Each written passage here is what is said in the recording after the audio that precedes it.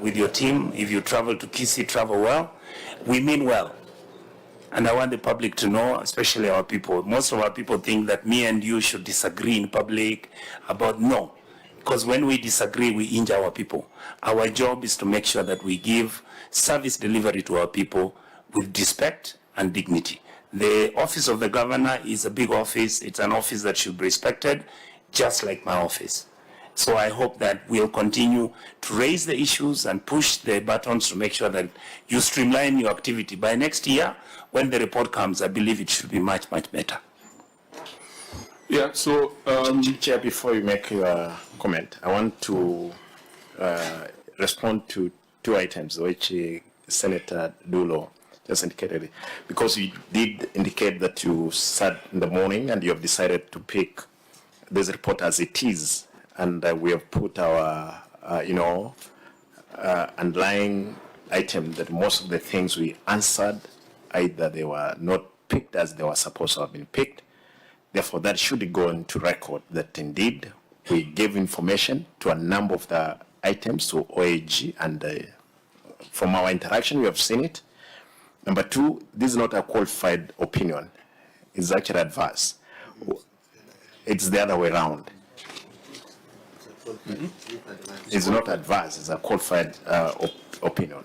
Therefore, what we want to say is that, as my senator just indicated, going forward, you can be assured of a good working relationship, as it were. That public perception is important for us to manage it, as it were. Thank you. Yeah, so a lot has been said, and in terms of way forward, we have adopted and agreed with the Auditor General on about 8 issues on the executive, and also a number of issues we had reviewed earlier in the morning, where we've agreed with the Auditor General that they've been resolved.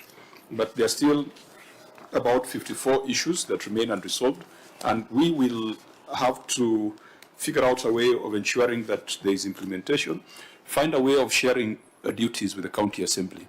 There are some things we'd want the County Assembly to follow up because it is within their mandate, and there are some things that the Senate can follow up with a view to policy and legislative amendments or referral to the relevant agencies. But we'll present our report to the House, and the House will give us directions on appropriate action, which could include visiting the county, or it could include calling the county back to provide an implementation status update. Of course, nothing stops any agency or any entity from looking at the contents of this report and taking whatever action that they ought to take. But Governor, I will repeat this: set your audit committee, empower your internal audit function so that we do not have all this dirty linen coming to Nairobi, and we do not have all these cases of unsupported or irregular expenditure only for you to come with the documents 3 months after the audit has been done. There are quite substantive issues in this report. There are issues of the county headquarters, I think 500 million. There are issues of insurance procurement, 200 million plus. And the auditor has queried certain dimensions of some of those procurement. There's the outstanding issue of your wage bill. And I know that we have called you previously to discuss human resource matters. As a Senate, we want to narrow down on key thematic issues so that we are not counting pennies. Let the County Assembly deal with the pennies. We want to focus on the big issues because that's what a Senate is supposed to do. I don't think we should be coming here to the Senate with loads of supporting documents showing how you paid electricity bills for street lights across Kisii. Really, that's not what we're supposed to be doing. We should be coming up with some of the policy recommendations that we've been talking about here.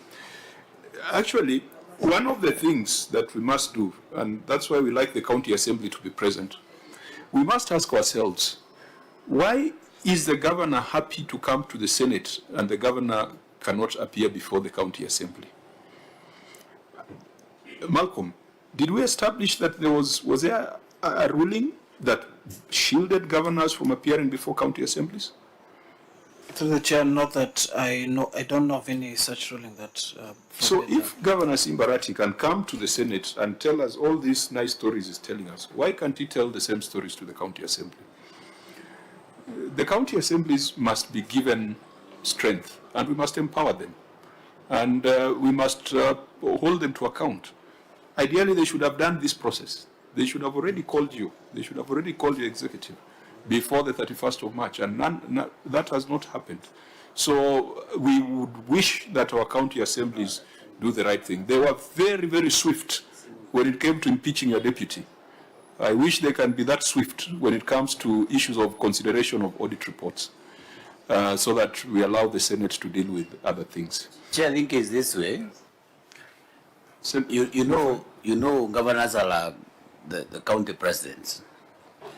The same way this committee cannot invite the president, the national, I mean the president of the Republic of Kenya to appear before us. I think that is the understanding that maybe governors cannot appear before county assemblies, maybe to those relevant committees, unless maybe we, I don't know, there will be some serious arrangement to that effect, Chair. No, I think it's a wrong interpretation, because the Constitution allows Parliament to summon any person. Any person. We can summon the President. Yes.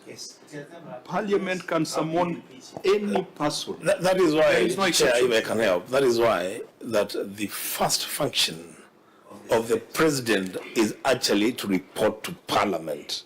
That's a function of the President. Reports